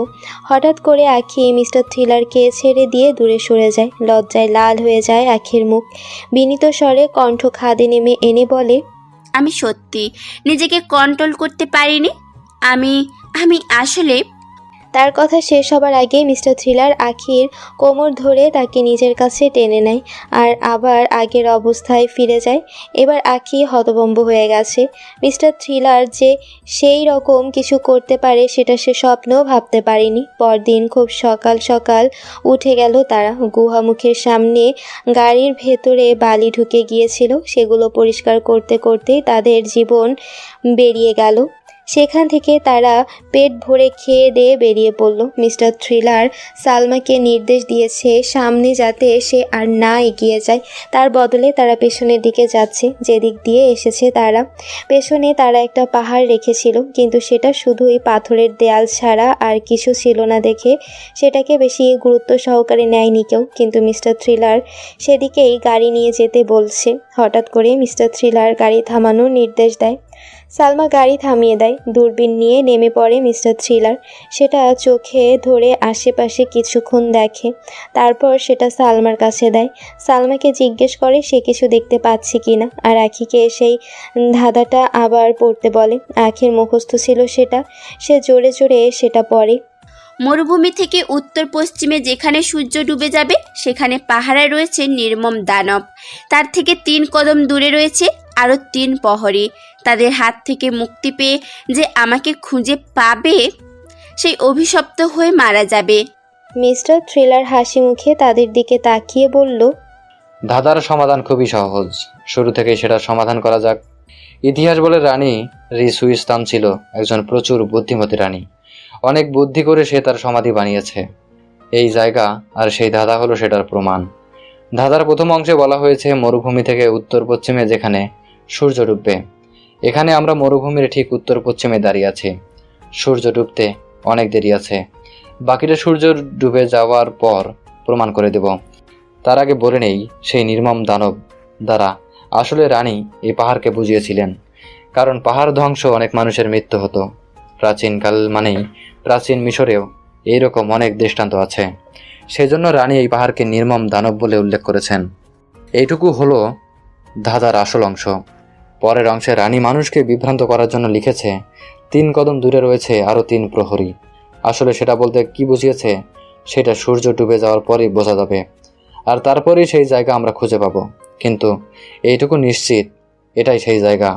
প্রথমে আমি মনে করেছিলাম সেই পিরামিড মাটির নিচে থাকতে পারে বা এমন কোনো কিছুর চেম্বার আছে, কিন্তু সেই রকম কিছুই নয়। ওই পাহাড়ের কোথাও লুকিয়ে আছে কোটি কোটি ডলারের গুপ্তধন। এতক্ষণ চোখ বড় বড় করে সেদিকে তাকিয়েছিল বাকি দুইজন। প্রথমেই মুখ খুলে আখি। এতক্ষণ আমরা তাহলে কি করব? তার চেয়ে পাহাড়ের আশেপাশে খুঁজে দেখতে পারি, আমরা কিছু হাতে লাগলেও লাগতে পারে আমাদের, আর সময়ও বেঁচে যাবে। আপনার বুদ্ধি রানীর এই সুস্থানের থেকে বেশি নয়। সে এত কিছু করেছে, তার মানে এটা নিশ্চিত তার সমাধি খুঁজে পাওয়া সহজ নয়। সেখানে কোথায় কোনো বিপদ লুকিয়ে আছে সেটা না জেনে সেখানে যাওয়া বোকামি। পুরোপুরি সঠিক জায়গা না জেনে গেলে বিপদে পড়তে পারি আমরা, এমনকি মারাও যেতে পারি। মনে নেই ধাঁধার পরের অংশে লেখা আছে যারা পথ খুঁজে পাবে তারাই অভিশপ্ত হয়ে মারা যাবে। সেটার অর্থ কোনো ফাঁদ থাকতে পারে সেখানে, তাই পুরো সতর্ক থাকতে হবে আমাদের। বলে উঠল সালমা। তার কথা শুনে মিস্টার থ্রিলার একটু চমকালো, কারণ তার কথাতে যুক্তি আছে। এইরকম করে সে নিজেও ভেবে দেখেনি। আখি থেমে গেল। পুরো দিন তারা গাড়িতেই কাটিয়ে দিল। বিকেলবেলা যখন সূর্য পশ্চিমে হেলে যেতে শুরু করে দেয় তখন জিপ স্টার্ট করে সালমা। ধীরে ধীরে এগিয়ে যেতে থাকে সেদিকে। পাহাড়ের পেছনের অংশে যাওয়ার নির্দেশ দেয় মিস্টার থ্রিলার। সূর্য ধীরে ধীরে ডুবে যাচ্ছিল আর পাহাড়ের বিশাল ছায়া একটা উপত্যকার উপর এসে পড়ছিল। হাসি ফুটে ওঠে মিস্টার থ্রিলারের মুখে। তাদের দিকে তাকিয়ে বলে, সামনের দিকে তাকিয়ে দেখো, সূর্যের আলো আরও কয়েক মিনিট আছে, এই ছায়াও থাকবে আর কয়েক মিনিট। সামনে তাকিয়ে দেখো 3টা বিশাল ছায়া ধীরে ধীরে একটা বিন্দুতে মিলিত হচ্ছে। সেই 3টা বিন্দু আরও একটু সামনে এগিয়ে যাবে 1 মিনিট ধরে, আর সেই 3 প্রহরীর অর্থ হলো এই 3টা ছায়া, এই উপত্যকার ছায়া, আর এটা পাহাড়ের গায়েই সেই ছায়া পড়েছে। এর অর্থ একটাই, এই পাহাড়কেই রানী কৃত্রিমভাবে নিজের সমাধিস্থল বানিয়ে নিয়েছে। ধীরে ধীরে সূর্য ডুবে গেল। চারিদিকে অন্ধকার নেমে এলো। তখনও সেদিকে মুগ্ধ নয়নে তাকিয়ে আছে বাকি দুইজন। সেই ছায়া বিন্দু যেখানে এসে শেষ হয়েছে সেই জায়গাটা মিস্টার থ্রিলার নোট করে রেখেছে। সবই তো বুঝলাম, কিন্তু এখন এই পাহাড়ের ভিতরে ঢুকবো কি করে আমরা? কোনো রাস্তায় তো নজরে পড়ছে না এখানে। বলল সালমা। তার কথা শুনে মিস্টার থ্রিলার শুধু একটা রহস্যময় হাসি দিল আর বলল, রানী সুইস্তানের অভিশাপ বলে কথা, এত তাড়াতাড়ি কি সেটা খুঁজে পাওয়া আজও সম্ভব? একটা বিশাল পাহাড়, পাথরের তৈরি, কিন্তু সেটা আসলে কোনো পাহাড় নয়, সেটা হলো একটা পিরামিড। এখন মিস্টার থ্রিলার বুঝে গেছে সেটা প্রাকৃতিকভাবে তৈরি হয়নি, সেটা তৈরি করেছে প্রাচীন বুদ্ধিমতী রানী সুইস্তান। এখন ভেতরে কি করে ঢুকবে সেটাই তারা চিন্তা করে যাচ্ছে। মিস্টার থ্রিলার হঠাৎ করে সালমা রাখিকে নির্দেশ দিল পাহাড়ের গায়ে আলো ফেলার জন্য, কারণ ততক্ষণে অন্ধকার নেমে এসেছে, কিছুই দেখা যাচ্ছিল না। সাথে সাথে জ্বলে উঠল উজ্জ্বল দুটো টর্চ। গভীর মনোযোগ সহকারে মিস্টার থ্রিলার সেই পাহাড় ভালো করে পর্যবেক্ষণ করতে শুরু করে দিল, কিন্তু তার চোখে কিছুই পড়ল না। এই রকম করে সেখান থেকে তারা আবার পুরো পাহাড় পর্যবেক্ষণ করার সিদ্ধান্ত নেয়, কারণ প্রবেশদ্বার অন্য পাশেও হতে পারে। হঠাৎ করে মিস্টার থ্রিলারের মনে পড়ে গেল ধাঁধার পরের অংশের কথা।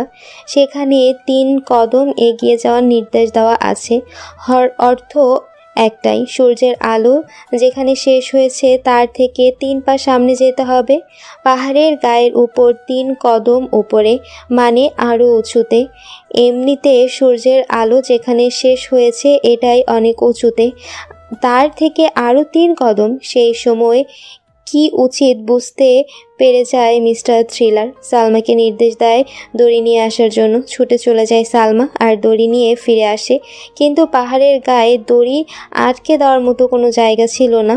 উপরে কোনো জায়গা আছে কি না সেটাও ভালো করে বোঝার উপায় ছিল না। তার মধ্যে তারা কোনো প্রফেশনাল কেউ নয়। তখন মিস্টার থ্রিলার বলল, আমি উপরে উঠে যাচ্ছি, সেখানে যদি কোনো পাথরের খাঁজ থাকে তাহলে সেখানে দড়ি বেঁধে তোমাদের উপরে তুলে নেব। সালমা তার কথার প্রতিবাদ করে বলল, পাহাড়ে ওঠার প্রশিক্ষণ নিয়েছি আমি আগে উঠে যাচ্ছি, তারপর আপনারা উঠে আসবেন। মিস্টার থ্রিলার সম্মতি দিল। সালমা মেয়েটার যে এই গুণটাও আছে সেটা তাদের জানা ছিল না। কোমরে দড়ি বেঁধে তরতর করে পাথরের খাঁজে পা দিয়ে উঠে যেতে লাগলো সালমা। কোনো বাধাই যেন তার সামনে বাধা ছিল না তখন। হঠাৎ করে মিস্টার থ্রিলার তাকে একটা জায়গায় থামতে বলে। সালমা থেমে যায়, সেখানেই কোনো মতে পাথরে হাত দিয়ে আটকে থাকে। সালমা তখন উপর থেকে বলে, এখানে দড়ি বাঁধার কোনো উপায় নেই। যদি এখানে সেই প্রবেশদ্বার থাকে তাহলে কি করে বুঝবো আমরা, বলুন? মিস্টার থ্রিলার কিছুক্ষণ ভাবল। আখি তখন মিস্টার থ্রিলারকে বলল, আমাদের কি তাকে বলে দেওয়া উচিত হচ্ছে যে সে যদি এই সময় এসে কোনো চালাকি করে তাহলে? আখির কথার উত্তর দিল না সে। সালমাকে উদ্দেশ্য করে বলল, আর তুমি সেই জায়গা থেকে ঠিক 3 কদম দূরে আছো। সঠিক জায়গা যদি সেটা হয় তাহলে সেখানে কোনো মসৃণ পাথর থাকার কথা। সেটা যদি পাও তাহলে আমাকে বলো। মিস্টার থ্রিলারের কথা শেষ হতেই সালমা সেখানে হাত দিয়ে স্পর্শ করে মসৃণ পাথর খুঁজতে লাগলো, কিন্তু সেই পাহাড়ের সব পাথরই প্রায় এবড়ো থেবড়ো। হঠাৎ করে সালমার হাতে পড়ে যায় একটা পাথরের গোল সাইজের পাথর, আর একেবারে মসৃণ, কোনো খুঁত নেই। সালমা চিৎকার দিয়ে মিস্টার থ্রিলারকে সেটা জানালো। মিস্টার থ্রিলারের মুখে হাসির রেখা দেখা দিল। তারপর সালমাকে সেই পাথরে জোরে চাপ দিতে বলল। সালমা সেটাই করলো, কিন্তু কিছুই হলো না। সেটা বলল মিস্টার থ্রিলারকে। মিস্টার থ্রিলার কিছুটা অবাক হলো, কারণ সাধারণত পুরনো কোনো পিরামিডে বা গোপন জায়গায় এরকম পাথর সুইচ হিসেবে কাজ করে, কিন্তু এখানে সে পাথরটা কিছুই হচ্ছে না। হঠাৎ করে মিস্টার থ্রিলারের মাথায় একটা বুদ্ধি চলে আসলো। সে সালমাকে বলল, সেই পাথরটা উপরের দিকে টানার চেষ্টা করো, দেখো সেটা সেখানে থেকে কি বের করা সম্ভব। সালমা কথাটা শুনে একটা নিঃশ্বাস নিয়ে গায়ের জোরে সেই পাথর ওই খাঁজের ভেতর থেকে বের করার চেষ্টা করতে লাগলো। পাথরটা ছিল বিশাল, আর সেটা অনেক দিন সেখানে থাকার ফলে সেটা সরানো আরও মুশকিল হয়ে উঠল। কিন্তু শেষমেশ সালমা পারল। সেই বিশাল পাথরটা সেখান থেকে সরাতে সক্ষম হলো সে। বিশাল সেই পাথর ওপর থেকে নিচে ধপ করে বালির উপর পড়ে গেল। একটুর জন্য সেটা আখির মাথায় পড়েনি। মিস্টার থ্রিলার ঝুঁকে একবার সেই পাথরটা পরীক্ষা করলো, তারপর সেটা সেখানেই ফেলে উপরের দিকে তাকালো। তাকিয়ে দেখে সালমা একদিকে হা হয়ে তাকিয়ে আছে। তারা দুজনেও সেদিকে তাকালো, দেখতে পেল পাহাড়ের গা কাঁপছে, আর সেখান থেকে বিশাল একটা পাথর সরে গিয়ে একটা সুড়ঙ্গ পথের সৃষ্টি করলো। মিস্টার থ্রিলার খুব একটা বেশি অবাক হলো না, কারণ সে সেই রকম কিছুই আশা করেছিল, আর হলো তাই। সালমা সেই জায়গার দিকে ধীরে ধীরে এগিয়ে গেল আর সেই সুড়ঙ্গের ভিতরে ঢুকে পড়ল। তারপর উপর থেকে একটা দড়ি ফেলে দিল। মিস্টার থ্রিলার সেই দড়ি বেয়ে আগে উপরে উঠে গেল, তারপর আখিকে টেনে তুলল। সেখানে বিশাল একটা সুড়ঙ্গ পথ রয়েছে তাদের সামনে।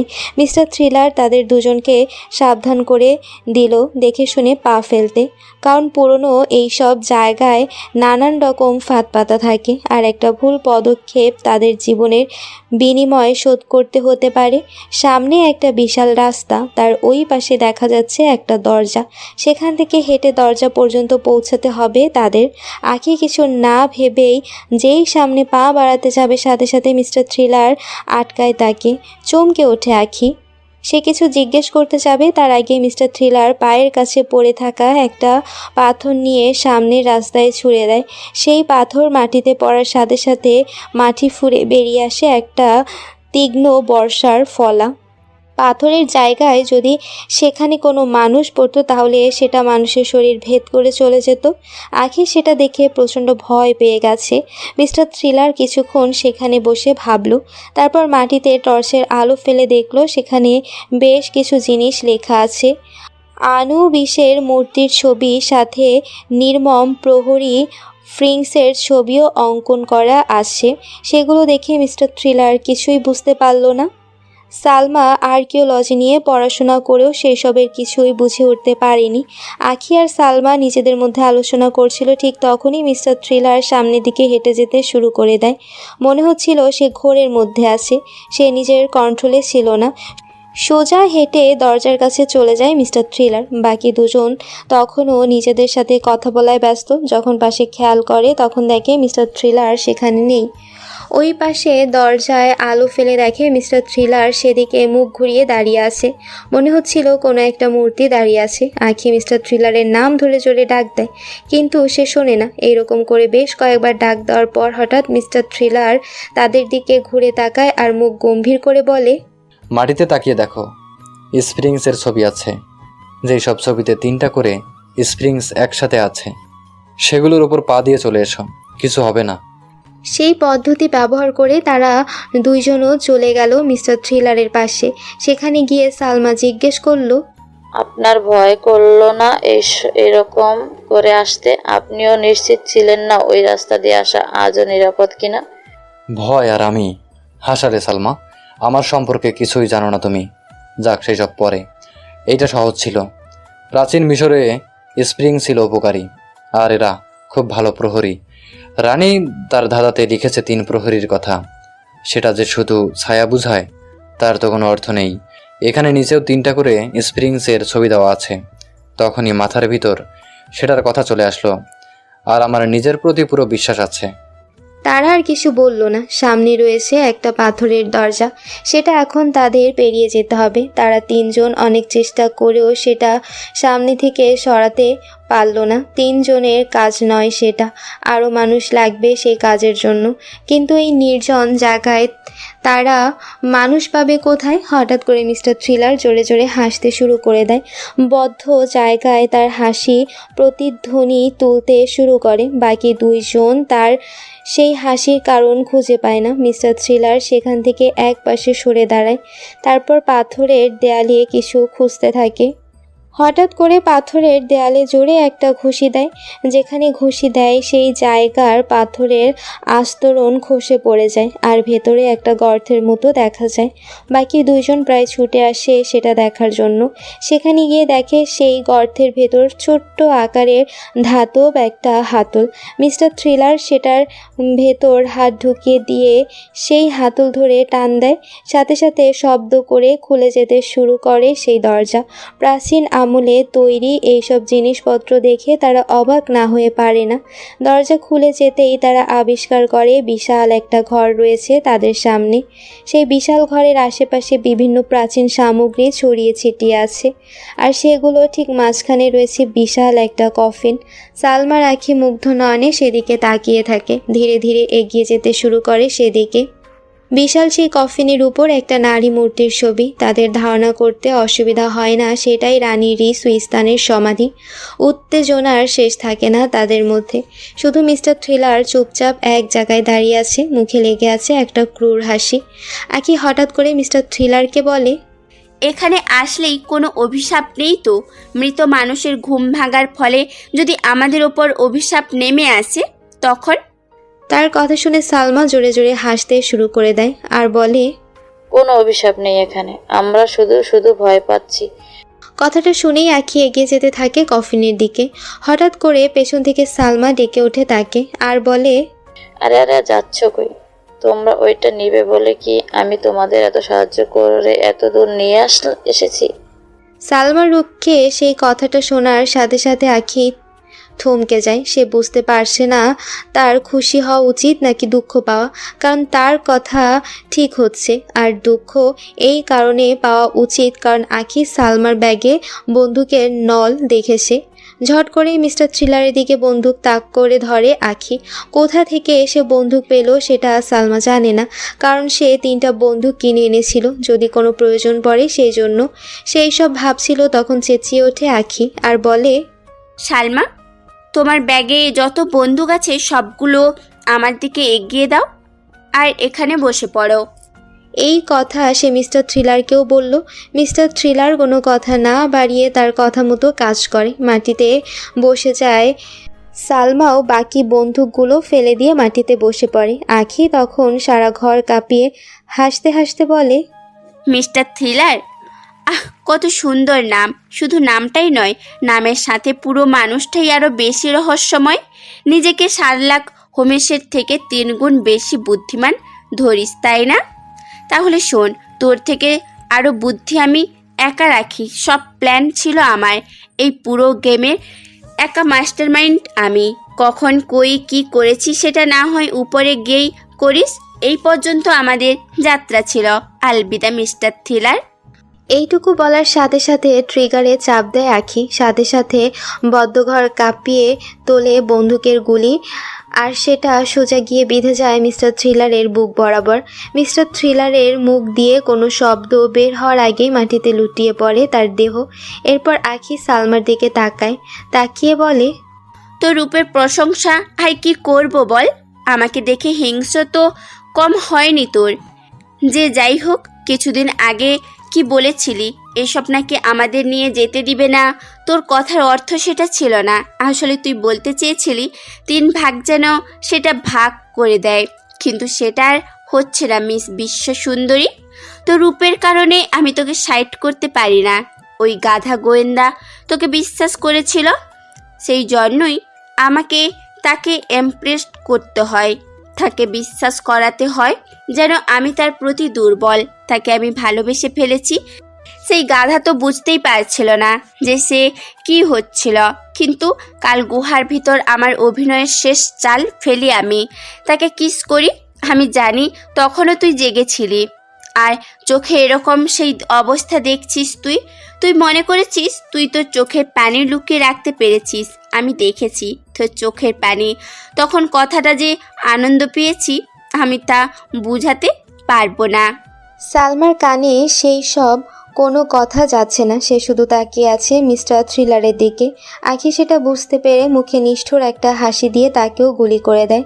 মাটিতে লুটিয়ে পড়ে সালমা। সমাপ্ত হয় দুটো জীবনের। জিতে যায় শয়তান। সেই দুজনের দেহ দেখে আরেকবার হাসিতে ফেটে ওঠে আখি, তারপর নিচে নেমে যায়। তার নিজের ব্যাগ থেকে একটা ওয়াকিটকি বের করে কাউকে জানায় সে কোথায় আছে। কিছুক্ষণ সেখানে অপেক্ষা করে, তারপর দূরে আলো দেখতে পায়। একটা গাড়ি এসে থামে তার সামনে।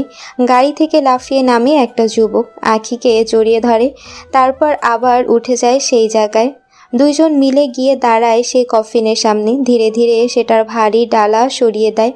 সেটা যখন পুরোপুরি সরিয়ে দেয় তখনই মুখ চোখ বিকৃত হয়ে যায় সেই দুজনের, কারণ সেই বিশাল কফিনে রানী রিসুইস্তানের মমি ছাড়া আর কিছুই ছিল না। পুরোপুরি ফাঁকা ছিল সেটা। অবাক হয়ে যায় সেই দুইজন। আবার পুরো ঘর ভালো করে খুঁজে দেখে, কিন্তু একটা সোনার মোহরও খুঁজে পায় না। যখন তারা হতাশ হয়ে সেই মমির দিকে তাকিয়ে আছে তখনই হঠাৎ করে ঘর কাঁপিয়ে হেসে ওঠে কেউ একজন। চমকে ওঠে তারা দুইজন। পেছনে তাকিয়ে দেখে একটা বিশাল মাটির কলসির উপর বসে আছে কেউ একজন। মাথায় ছিল তার একটা হ্যাট, যেটা দিয়ে মুখ ঢাকা ছিল, আর হাতে একটা গোলাপ ফুল। সেটা কিছুক্ষণ পর পর নাকের কাছে নিয়ে সেটার সুবাস নিজের ভেতরে টেনে নিচ্ছিল। আখির বুঝতে বাকি থাকে না সেটা কে ছিল, যাকে একটু আগে গাধা গোয়েন্দা বলে গালি দিয়ে গুলি করেছিল। সেই এখন পুরো জীবিত হয়ে হাতে গোলাপ ফুল নিয়ে বসে আছে। এক মুহূর্তের জন্য ভাবলো হয়তো সেটা মিস্টার থ্রিলারের ভূত, কিন্তু সেই কল্পনাকে মিথ্যা প্রমাণিত করে দিয়ে তার পাশে গিয়ে দাঁড়ালো সালমা। তার মুখেও হাসি। আখির পাশে থাকা যুবক তার মুখের দিকে তাকালো। আখি নিজেই অবাক হয়ে গেছে। সে আর তাকে কি বলবে। হঠাৎ করে মুখ খুলল মিস্টার থ্রিলার আর বলল, মিস্টার আশিক উদ্দিন, তাহলে এটা তুমি আমার কাছ থেকে লাথি খেয়ে এখানে এসেছো প্রতিশোধ নিতে। সেদিনের কথা খুব মনে পড়ে গেল। সাদিক হাসান, আমার পায়ে পড়ে একটা কেস সমাধান করতে চেয়েছিলে, কিন্তু আমি তো আগেই বলেছি গরিবের জন্য আমি কেন, আমার কুকুরও কাজ করে না। প্রথমবারের মতো সেই যুবকটা মুখ খুলল আর বলল, যাক, তাহলে চিনতে পেরেছিস আমাকে? আলাদা করে আর পরিচয় দিতে হচ্ছে না, ভেবে খুশি হলাম। আর হ্যাঁ, আরেকটা কথা, তোর এই অহংকার একদিন তোকে ধ্বংস করে দিবে।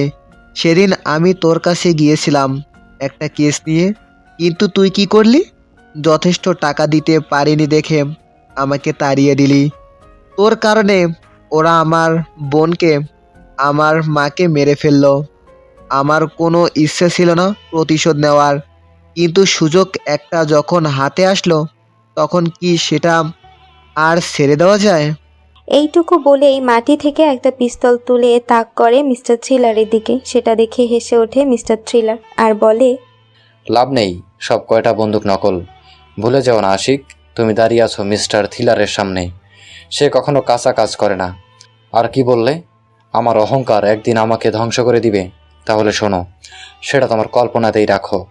কথাটা শোনার পরেও আশিক গুলি করার চেষ্টা করলো, কিন্তু কিছুই করতে পারল না। মিস্টার থ্রিলার আবার হেসে উঠল, তারপর আখির উদ্দেশ্যে বলল, আমি আগেই বুঝেছিলাম তুমি কে, আগেই জানতাম এই সব কাজের পিছনে তোমার হাত রয়েছে। তুমি ভেবেছো তুমি আমাকে সব সময় হাতের পুতুল বানিয়ে রেখেছো, কিন্তু সেইটা ভুল। আমি প্রথমে তোমাকে বাংলাদেশেই ধরে ফেলেছিলাম। তুমি খুন করেছো তোমার ভাইকে, কারণ সেও ছিল সেই ছাত্রদের একজন, আর তার কাছেই ছিল সেই ফলক। বাকি 4 জনের মতোই খুন করেছো, কিন্তু সেটাতে তোমার মাকে তুমি উস্কে দিয়েছো, কারণ তোমার মা কেমন সেটা তোমার জানা ছিল। তাই নিজেকে বাঁচিয়ে তোমার মাকে তুমি ফাঁসিয়ে দাও, আর তোমার মা সেই বুদ্ধি ইউজ করে খুন করে তাদের। এখন হয়তো মনে করছো আমি ভুল বলে ফেললাম কিছু, ইচ্ছে করে ভুলটা বললাম, কারণ এই সব কিছু তোমার জানা ছিল না। আর আশিক তোমার বন্ধু হয় সেটা আমি বুঝতে পারছি। কি ভেবেছিলে আমি এমনি মিশর এসেছি? সেখানে আসার আগেই আমি সেই আমেরিকার সেই সব ছাত্রদের ব্যাপারে সব তথ্য নিয়ে এসেছিলাম। আর সেই 4 জন যারা নিজেদের পরিচয় পাল্টেছিল, তাদের মধ্যে তোমারও ভাই একজন ছিল। সেই কারণেই খুনটা হতে হয় তোমার ভাইয়ের ভাবিকে। একদিন হঠাৎ করে তুমি বুঝতে পারো কিছু লোক তোমার ভাইয়ের পিছু নিচ্ছে, তখন তুমি তাদের ধরে ফেলো, তাদের থেকে সব কিছু জেনে নাও। তারপর জানতে পারো তারা তোমার ভাইকে খুন করতে চায়। সুযোগটা তুমি হাতছাড়া করলে না, খুন করে দিলে তোমার ভাইকে। তাদের সাথে হাত মিলিয়ে চলতে শুরু করলে, আর এই অবস্থায় আশিককে সাথে নিলে। তোমাদের বাড়িতে গিয়ে সেই 2 দিনের মধ্যেই সব জেনে গিয়েছিলাম, আর ইচ্ছা করেই তোমাকে সহকারী বানাতে রাজি হয়ে যাই। আর তুমি পেয়ে যাও আর একটা সুযোগ। আমার বুদ্ধি ব্যবহার করে শুরু করে দাও সব কাজ। পুলিশের কাছে যেই লোকগুলোর খবর দিয়ে দাও তোমরাই, আর তাদের সবাইকে পুলিশ গ্রেপ্তার করে। তখন শুধু থেকে যাও তোমরা। তোমাদের হাতে রয়েছে গুপ্তধনের নকশা, কিন্তু সেটা ভালো করে খুঁজে বের করতে তোমরা কিছুতেই পারবে না, সেটা তোমরা জানতে। আর সব কিছুর কেন্দ্রবিন্দু যেহেতু আমি ছিলাম, সেহেতু এর পরের প্ল্যান শুরু করলো আশিক। মিস্টার থ্রিলার কথা শেষ করতেই আশিক বলল, আমি স্বীকার করতে বাধ্য তোর বুদ্ধি কতটা, তাই খুলে বলছি সব। আখি আমার বন্ধু। যখন জানতে পারি অনেক টাকা ডাকছে আমাদের, তখন থেকে শুরু হয় প্ল্যান। যেই দল আখির ভাইকে মারতে চাইছিল, তাদের দলে এক হয়ে যাই আমি। তারা অনেক দিন থেকেই পিছে পড়ে রয়েছে সেই গুপ্তধনের, কিন্তু তার জন্য প্রয়োজন ছিল সেই ফলক। তাই সেগুলোতে কী লেখা আছে সব কিছু জেনে সেই ফলকের মতোই নকল ফলক বানিয়ে নিজের কাছে রেখে দেই। যখন জানতে পারি আখির সাথে তুই মিশর আসছিস, তখনই সেই দলের কিছু কুকর্ম পুলিশের কাছে ফাঁস করে দেই। তারা জেলে যাওয়ার আগে আসল ফলক নষ্ট করে দেয়, আর সেগুলোর কপি তো ছিলই আমার কাছে। আর তোর মাথায় গুপ্তধনের চিন্তা ঢুকিয়ে দেই, সেটা খোঁজার জন্য মরিয়া হয়ে উঠিস তুই, আর সেটা খুঁজেও পেয়ে যাই। কিন্তু এখানে কিছুই নেই। আর হ্যাঁ, সেই নকল ফলক আমি পাঠিয়ে দিয়েছিলাম তোর কাছে, যাতে সেখান থেকে এই জায়গা খুঁজে বের করতে পারিস, কিন্তু কেমন করে জানি পুলিশ সেটা জেনে যায়। আশিকের কথা শেষ হতেই সেই দরজার বাইরে কারো পায়ের শব্দ শোনা যায়। শব্দের মালিক হাসি মুখে ভেতরে ঢোকে। তাকে দেখে আখি আর আশিক আরও অবাক হয়ে যায়, আর সালমা গিয়ে তাকে জড়িয়ে ধরে। মিস্টার থ্রিলার সেদিকে তাকিয়ে বলে, ঠিক সময় এসেছো আসলাম। এখন এই পুরো খেলায় তোমার ভূমিকা বলার সময় এসে গেছে। আসলাম শেখ হাসি মুখে সালমাকে নিজের বাহু থেকে আলাদা করে বলতে শুরু করে দেয়, আমি আসলাম শেখ, সালমার স্বামী আর মিস্টার থ্রিলারের সহকারী, মিশর পুলিশ। পুরো খেলায় শুরু থেকে আছি আমি। সব জায়গায় বাঁচিয়ে দিয়েছি মিস্টার থ্রিলারকে, আর সালমাই আমাকে সেই ফলকগুলোর ব্যাপারে জানায়। মিস্টার থ্রিলারের ইচ্ছাতেই তাকে জেলে বন্দি করে দেই, আর তার ইচ্ছা মতো ছেড়ে দেই। আর এখন আমার প্রমোশন পাক্কা। এত বছর পুরনো রহস্য সমাধান। 2 জন চোরকে ধরতে পারবো। এখানে গুপ্তধন নেই তো কি হয়েছে? এই জায়গা খুঁজে পাওয়ার জন্য সরকার নিজে আমাকে পুরস্কৃত করবে। সবটা শুনে হা হয়ে যায় আখি আর আশিক, কারণ তারা চিন্তাও করতে পারেনি মিস্টার থ্রিলার তাদের অলক্ষ্যেই এত বড় একটা গেম খেলছে। আখি তখন মুখ খোলে, সব যখন জানতে পেরেই গিয়েছিলেন, তাহলে এত অভিনয় কিসের কারণে বলুন? কেন? আগেই যদি আমাদের ধরতে তাহলেই তো হতো। আর সেই রাতে আবার আমাকে কিস করার কারণ কি? হ্যাঁ? আসলেই আমাকে ভালোবেসে ফেলেননি তো? হুম হুম। মিস্টার থ্রিলার টাকা ছাড়া কখনো কোনো কিছুকে ভালোবাসে না। মিস আখি, আপনার ভালোবাসার অভিনয় দেখে সত্যি আমি মুগ্ধ ছিলাম। সেই সাথে আমার জন্য গুলি খাওয়া, অসাধারণ পারফরমেন্স। সেই রাতে সেটার জন্য একটা ছোট্ট উপহার তো আমাকে দিতেই হতো। আপনি আমাকে কাবু করে আমার থেকে সেই জায়গা কোথায় সেটা জানতে চেয়েছিলেন, কিন্তু সেটা তো আর আমি করতে পারি না, তাই উল্টো আপনাকে কাবু করে ফেললাম। আপনার পারফরমেন্সের প্রশংসা না করে সত্যিই পারছি না। হাসতে হাসতে জবাব দিল মিস্টার থ্রিলার। আখির মুখ বন্ধ হয়ে গেছে। সেটা দেখে মাথার হেডটা একটু উপরে তুলে গোলাপ ফুলটা নাকের কাছে ঠেকিয়ে মিস্টার থ্রিলার আসলাম শেখকে বলল, এই সময় আমার আইসক্রিমটা প্রচুর মিস করছি, কিন্তু কি বা আর করার। আর হ্যাঁ আখি, সব জানতে পেরেছিলাম ঠিকই, কিন্তু এইটা তো জানতে পারিনি মিশরের এত রহস্য আছে। রানী সুইস্তান আর তার গুপ্তধন যে খোঁজার বাকি ছিল, তাই আমাকেও সমান তালে একটু অভিনয় করে যেতে হয়েছে। আর তুমি প্রফেসর ইউনুসের ওখানে সেই প্রাচীন মিশরীয় লেখাগুলো পড়তে পারছিলে দেখে বুঝে যাই এই বিষয়ে তুমি অনেক কিছুই জানো, তাই ইচ্ছা করে তোমার জালে ফেঁসে যাই। আমার সহকারী শুরু থেকেই ছিল সালমা আর তার স্বামী, আর তাদেরও মেয়াদও শেষ। তাদের প্রাপ্য হলো এই জায়গা খুঁজে বের করার ক্রেডিট তাদের, আর আসলাম পাবে তোমাদের ধরার প্রমোশন, আর আমি পাবো ইন্সপেক্টর জামাল আহমেদের থেকে টাকা। পুরো কেসের সমাপ্তি। তুমি অনেক বুদ্ধিমতী মেয়ে আখি, এইসবের পিছে না পড়ে যদি আমার মতো হতে পারতে তাহলে অনেক টাকা ইনকাম করতে, কিন্তু আফসোস এখন জেলে যেতে হবে। হঠাৎ করে আশিক প্রশ্ন করে, এখানে যে গুপ্তধন নেই সেটা তুই আগে থেকেই জানতি, তাই না? তার কথা শুনে আবার হো হো করে হাসতে থাকে মিস্টার থ্রিলার। তারপর বলে, ইতিহাসের রহস্যকে রহস্য হিসেবে রাখাই ভালো। রানীর মনে কী ছিল সেটা একমাত্র সেই জানে, কিন্তু তার অভিশাপ সত্যি হলো মানতেই হবে। তার কারণেই ধরা পড়লে তোমরা। মিস্টার থ্রিলারের কথা শুনেই সাদিক আখির হাতে ধরে পালাতে লাগলো। সেই জায়গা থেকে এক দৌড়ে চোখের দৃষ্টির বাইরে চলে গেল। নীরব দর্শক হয়ে তাকিয়ে থাকলো বাকি তিনজন। আসলাম শেখ কিছুক্ষণ পর ছুটে বাইরে চলে গেল। কিছুক্ষণ পর ফিরে এসে হাসি মুখে বলল, রানী সুইস্তানই তাদের ধরেছে, কিন্তু আশিক পালিয়ে গেছে। এইটুকু বলেই আবার বাইরে চলে যায় আসলাম। তখন ঘরের মধ্যে শুধু সালমা আর মিস্টার থ্রিলার। হঠাৎ করে সালমা মিস্টার থ্রিলারকে জড়িয়ে ধরে আর তার ঠোঁটের সাথে নিজের ঠোঁট মিশিয়ে দেয়।